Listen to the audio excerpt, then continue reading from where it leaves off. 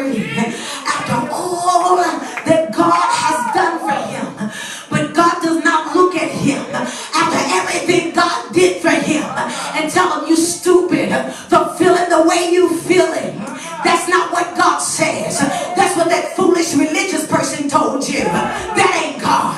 God does not look at him and say, you're fired effective immediately. I never expected my prophet to act like that. God doesn't look at him and say, you're no longer worthy.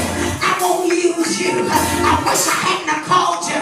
That's what people said to you. That's not what God says to you. That's what your mama said to you. That's not what God said to you. That's what your daddy said.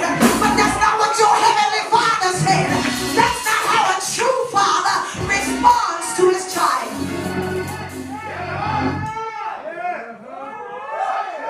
That's not how a true father responds to his child. Because God understands this.